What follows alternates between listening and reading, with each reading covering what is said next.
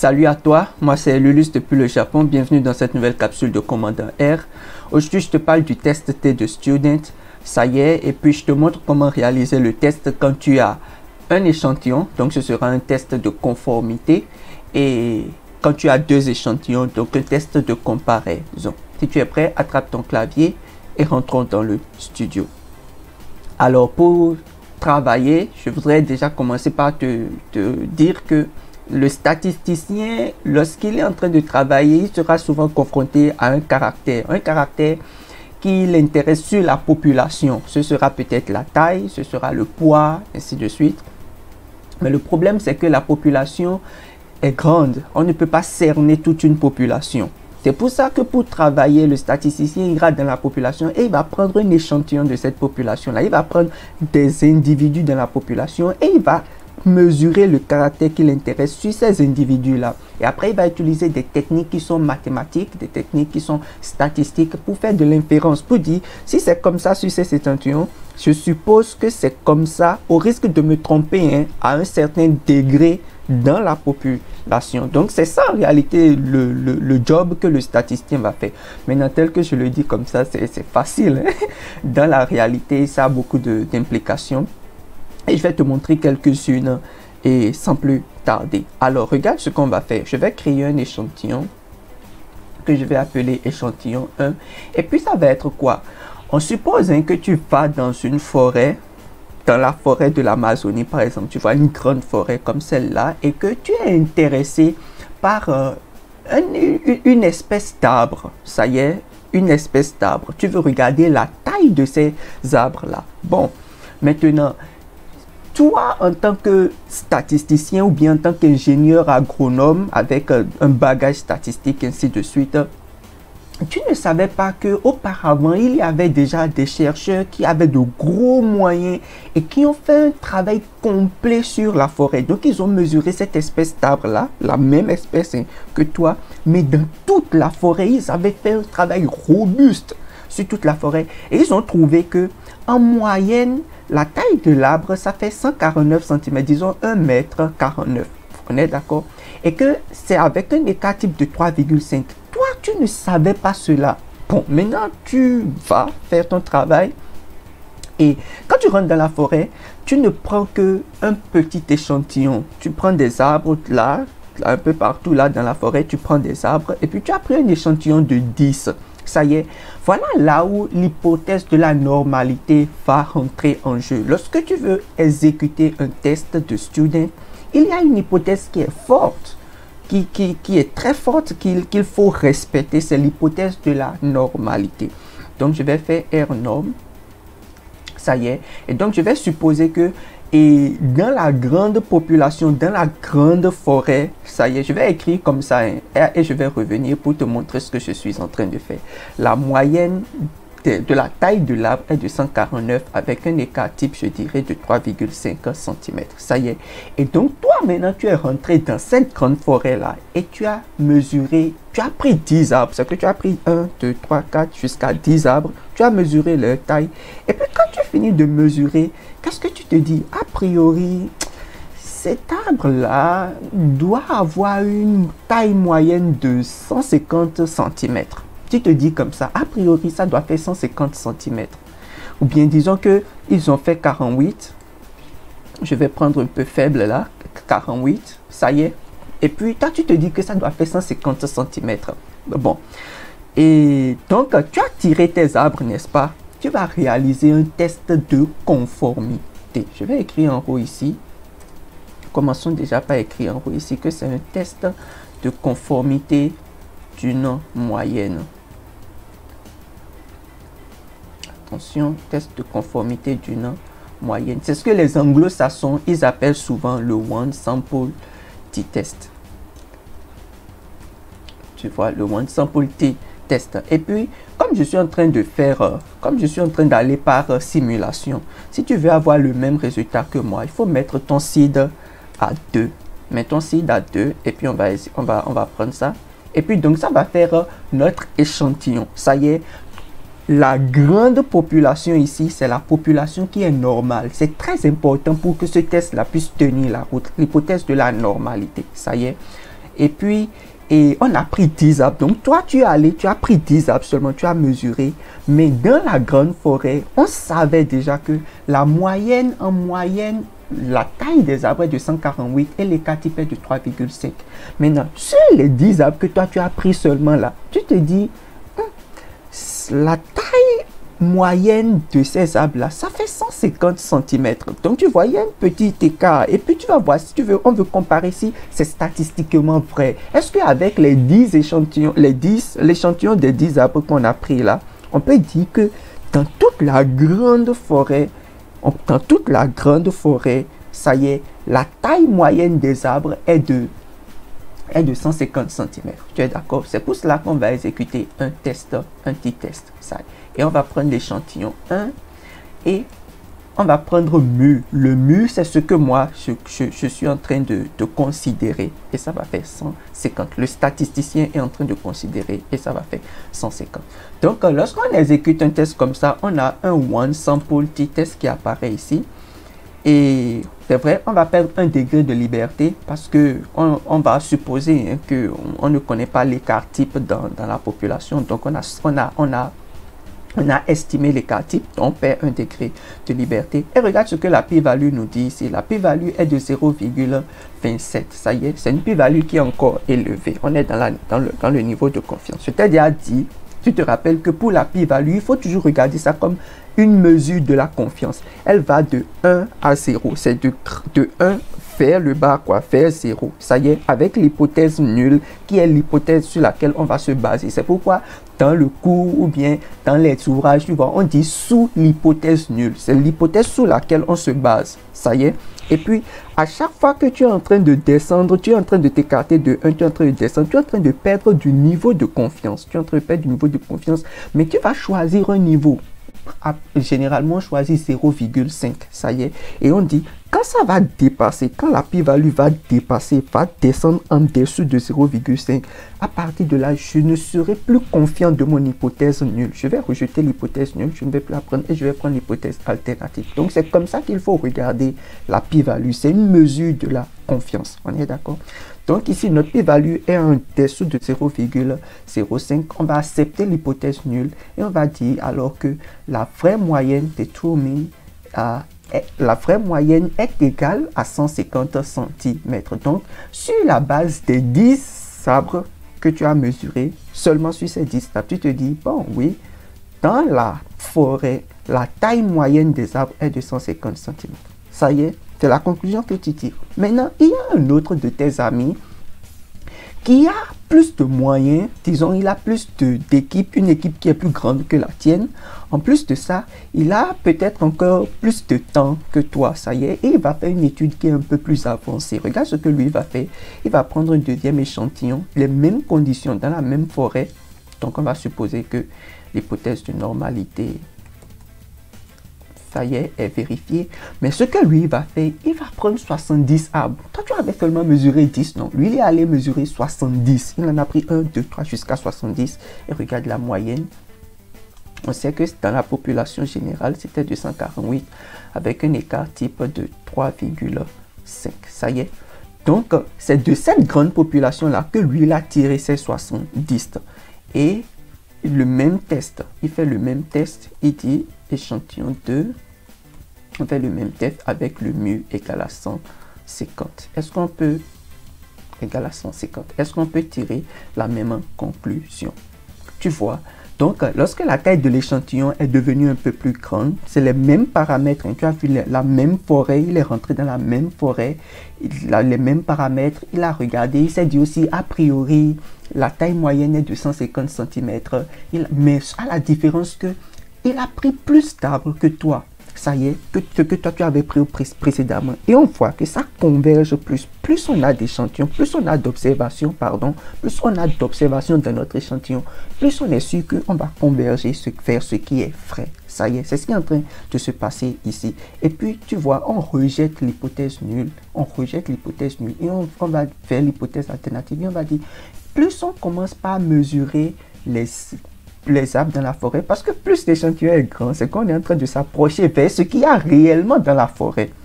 Tu avais pris 10, alors que peut-être dans la forêt, il y en a plein. Donc, plus tu es en train de prendre, plus tu es en train de cerner la population. Mais une population qui, en réalité, tu ne pourras jamais définitivement cerner. On est d'accord? Donc, plus tu cernes la population ici, on se rend compte que l'hypothèse nulle, en réalité, n'est pas vraie. L'hypothèse alternative est plutôt vraie. Donc, la vraie moyenne de la population n'est pas 150. C'est ce que les scientifiques, ils avaient déjà fait, c'est 148. Ça y est. Donc, en prenant le petit échantillon, tu as cru que ce que tu as fait là est vrai. Non. Mais plus tu es en train d'élargir, plus tu as commencé par cerner l'espace de la forêt, plus maintenant le niveau de confiance sur ce que, enfin, ce que ton ami a fait là, a commencé par vous dire à vous deux que, attention, 10 c'est trop petit.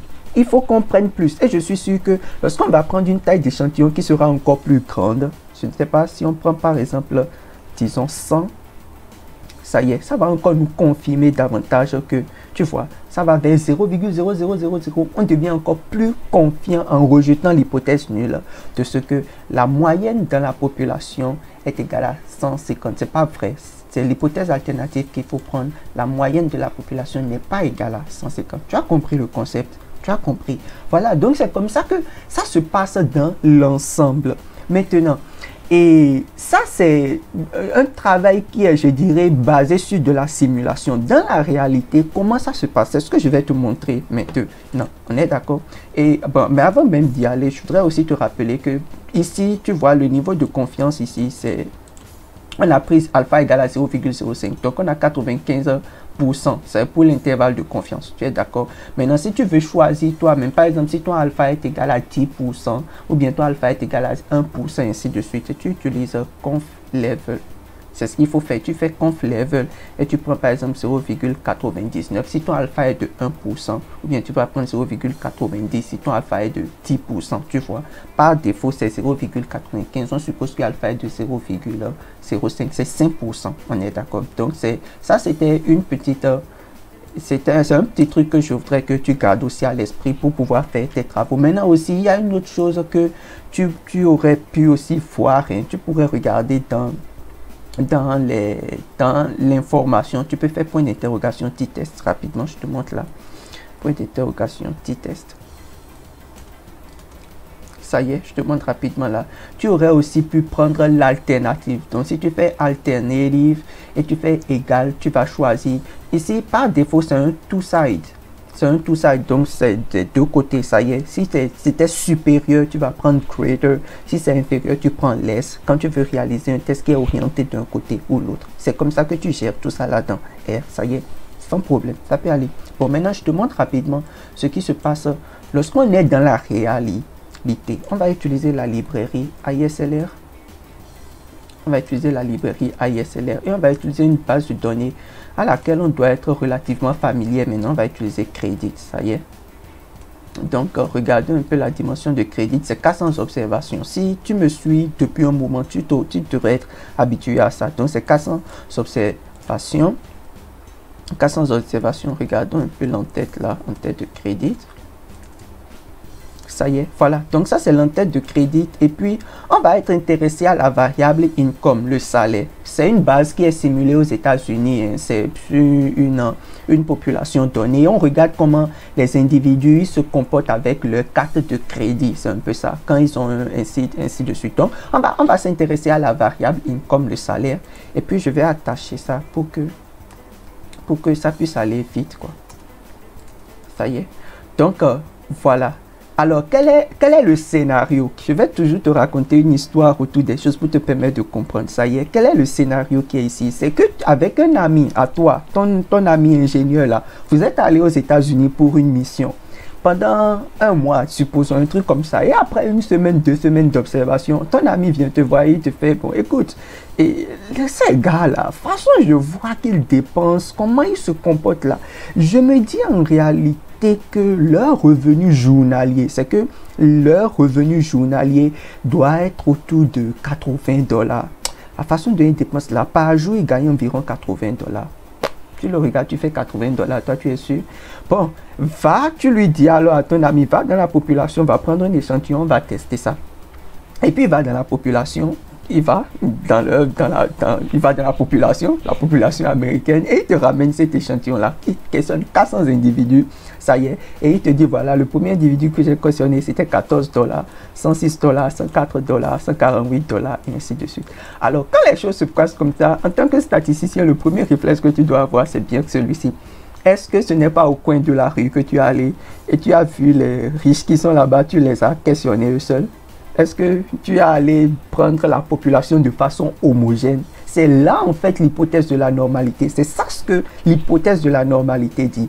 Il faut que l'échantillon qu'on prend soit représentatif de la population. Ça doit être quelque chose qui est homogène. Il faut prendre les riches, les pauvres, les grands, les petits, les travailleurs, ainsi de suite, mélanger et prendre un échantillon qui est représentatif. Si l'échantillon n'est pas représentatif, ce que tu fais sera biaisé. Ça y est. Donc, c'est un peu ça l'idée derrière l'hypothèse de la normalité, qui est une hypothèse forte sur laquelle se basent ces tests-là. Alors, et le premier réflexe que tu vas alors avoir, c'est de faire un test de normalité pour voir si il est allé prendre dans toute la population. On va faire un test de Shapiro-Wilks, donc tu fais Shapiro-Text et puis on peut prendre INCOM et regarder rapidement.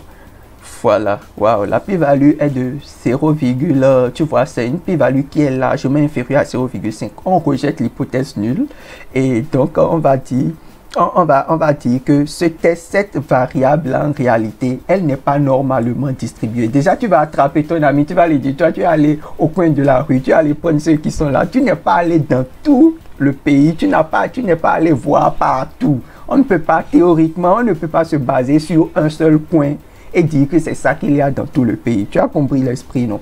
Donc, c'est un truc du genre. Bon, maintenant, je peux faire plot et puis on va regarder. Bon, regardons un peu. Ah oui, tu vois, non? Tu vois ce qui se passe ici. C'est la plus grande partie de l'information est concentrée vers le bas, hein, en dessous de 50, quelque part là. Et puis, il n'y a que... Donc, tu vois, ce truc n'est pas normalement distribué. Ce n'est pas normalement distribué. On dirait un peu comme s'il y a un cluster. Il y a des gens qui sont en bas ici, après, et quelques individus qui sont dispersés de par le haut ici, tu vois. Donc, c'est vrai qu'il n'y a pas de normalité. Mais, voici ce qu'on va faire. On va supposer, ça y est, on va supposer que la variable income est normalement distribuée. On va supposer ça. Donc, dans les exercices, dans les ouvrages, tu vas voir, on va te dire qu'on suppose que c'est bon dans la population, c'est normalement distribué. Ça y est. Alors, si on fait cela, qu'est-ce que ça va être? On va faire notre petit test simplement. Hein. On va faire notre petit test. On va prendre income, le revenu. Et comme ton ami avait dit que le salaire journalier moyen est autour de 80 $, on va prendre notre mu égal à 80. Ça y est, et on va exécuter le test. Et donc, quand on exécute le test, tu vois, la p-value est largement inférieure à 0,5. Ça y est, on rejette l'hypothèse nulle et on va prendre l'hypothèse alternative. Donc, l'hypothèse alternative dit que the true mean is not equal to 80. C'est la vraie moyenne. Le salaire journalier moyen dans cette population n'est pas égal à 80 $. N'est pas égal à 80 $. Maintenant, le test va plus loin. Il nous donne le test T. Ça y est, la statistique calculée, c'est la même chose hein, que précédemment, que ce qu'on avait fait jusque-là. La même chose. On perd un degré de liberté, forcément, parce qu'on a estimé les cas types dans la population. On ne connaissait pas. Donc, ça, il estime, on perd un degré de liberté. Je vais revenir un peu plus en détail par rapport à ça tout à l'heure, t'inquiète pas. Et puis, bon, voilà, on est à 95% hein, par défaut. Et maintenant, regarde, il nous donne aussi la moyenne dans notre échantillon. Tu vois, la moyenne de notre échantillon est de 45,21. Ça y est, donc 80. C'est aussi, en moyenne, c'est 45 et tu dis 80, tu vois, c'est déjà trop. On va descendre un peu, je vais descendre un peu. Je vais prendre, je sais pas, je prends 50, on va voir, et on exécute le test, 50. Voilà, tu vois, notre niveau de confiance a augmenté, a beaucoup augmenté, mais encore c'est inférieur à 0,05. Donc on rejette l'hypothèse nulle, hein, c'est pas 50. Prenons un truc de 47 et voyons. Prenons un truc de 47. Voilà, tu vois, si on prend 47, on a la p-value qui est de 0,31, tu vois, on est en dessous maintenant de 0,05. Donc, on accepte l'hypothèse nulle et on accepte l'hypothèse nulle. On va dire que au risque de se tromper 5 fois sur 100, c'est que si on prend 100 personnes, au risque de se tromper 5 fois sur 100, ça y est, on peut dire que le revenu journalier moyen est de 47 $. Bon, je peux prendre, prenons 48 pour voir. Ça va diminuer un peu le niveau de la confiance. Voilà, donc tu vois, on est à 0,11 Mais de toute façon, on est supérieur à 0,5. On a quelque chose qui est supérieur à 0,05 quoi. Donc, et puis, voilà. Donc, ça fait bien l'affaire. On peut supposer 48, 47, 48, ainsi de suite. Donc, c'est un peu cela. Tu as compris? Donc, pour réaliser le test, il y aura toujours un échantillon que tu iras prendre. Tu auras une valeur a priori. Une valeur a priori. Ça y est. Et tu vas prendre maintenant pour comparer. Est-ce que c'est vrai? Est-ce que je peux dire que ce que je pense a priori là, c'est vrai sur la base de l'échantillon que j'ai, au risque de me tromper à telle fois sur 100, ainsi de suite. On est d'accord? Donc, c'est comme ça que ça se passe de façon générale. Ça y est, c'est comme ça que ça se passe de façon générale quand tu as avec un échantillon. Maintenant, lorsque tu as deux échantillons, comment ça se passe? C'est ce que je vais te montrer maintenant. Donc, ça va être un test de comparaison. Ça y est, un test de comparaison de deux moyennes. Hein?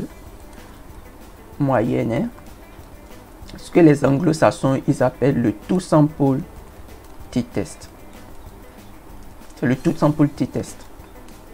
Ça y est. Alors, dans ce cas, de quoi il s'agit? Au lieu que ce soit un échantillon qu'on prend et on a un truc a priori, on va prendre deux échantillons. C'est qu'on prend une population, les hommes et les femmes. Ça y est. On prend le salaire des hommes, le salaire des femmes, et on va regarder comment ça se passe. Est-ce qu'en moyenne, c'est les mêmes choses? Est-ce que les deux là viennent d'une population, de la même population, en moyenne de la même population? Ben, si c'est les mêmes choses, c'est qu'on suppose qu'ils viennent de la même population, n'est-ce pas? Voilà, donc c'est un truc du genre qui va se passer. Et pour le faire, on va garder notre base ici.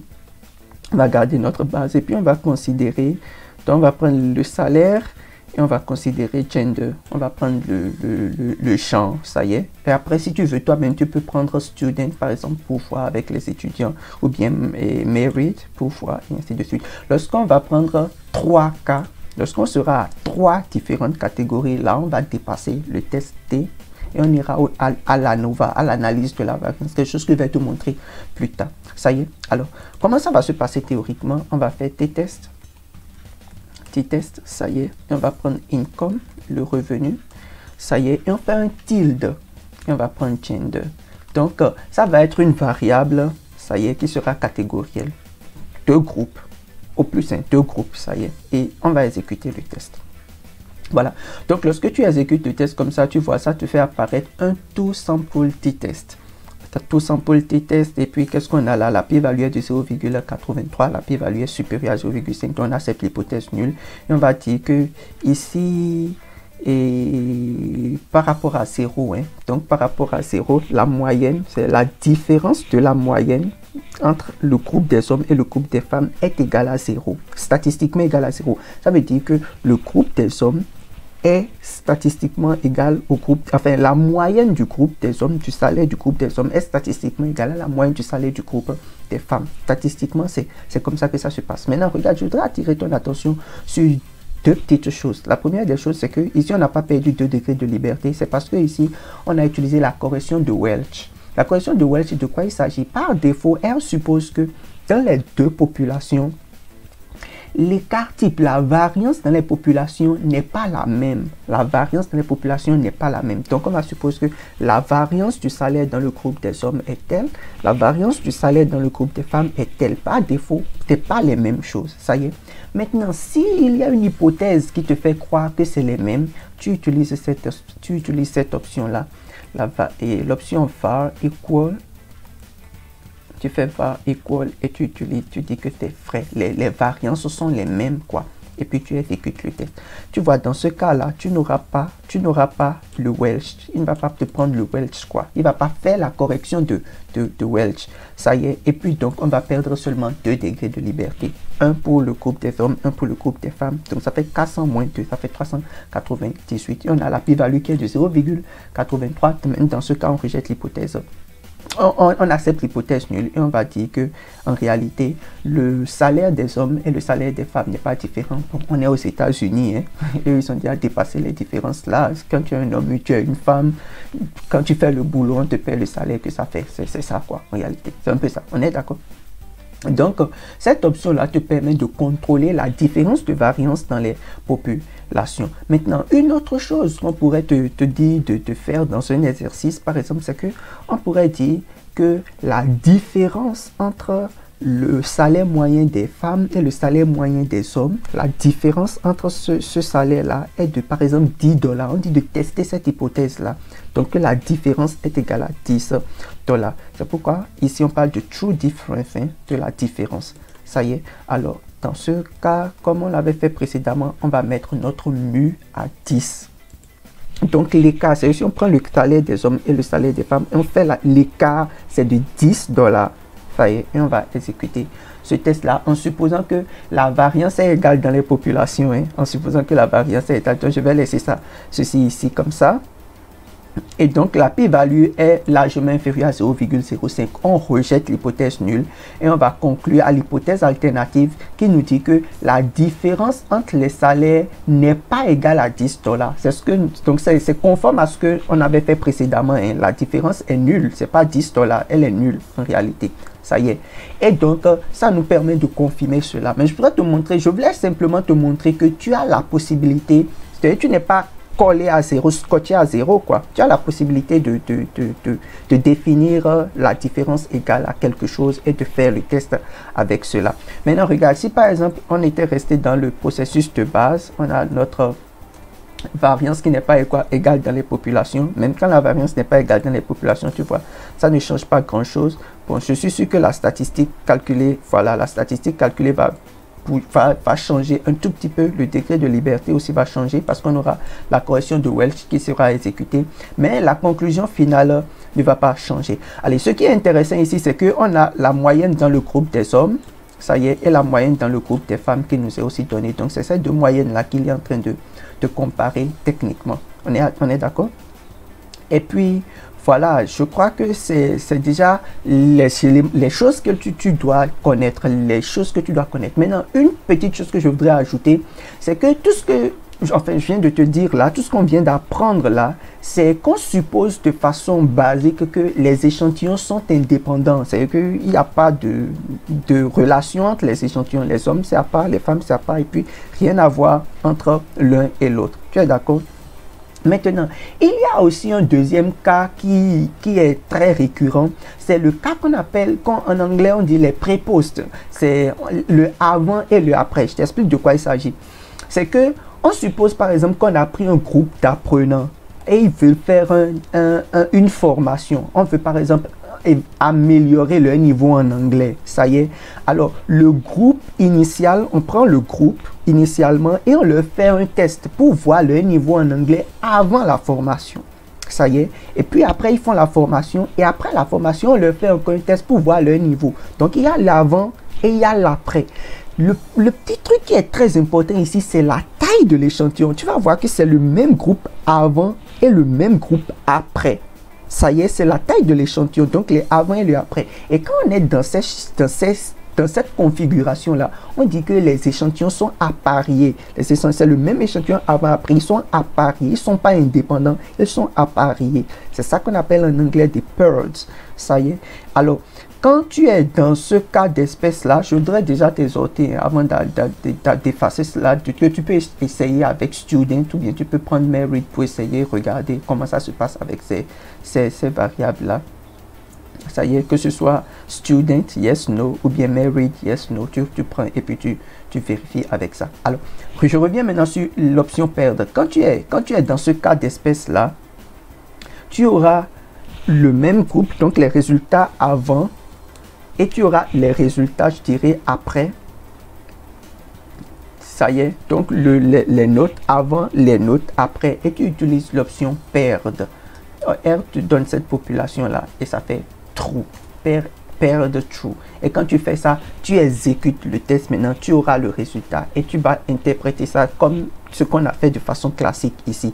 Si j'avais gardé et ce qu'on avait fait tout à l'heure là, si j'avais gardé income et gender, si j'avais gardé income et gender, je te montre ça rapidement, tu vas voir que ça va me mettre une erreur ici. Tu vois, il dit not all arguments have the same length. C'est pour dire que en réalité, le groupe des hommes et le groupe des femmes n'ont pas la même taille. C'est normal, c'est différent, c'est pas pareil. Ça, je suis sûr que tu as compris l'esprit de ce que je suis en train de te dire. Donc, c'est comme ça que tu fais pour exécuter ton test avant, après,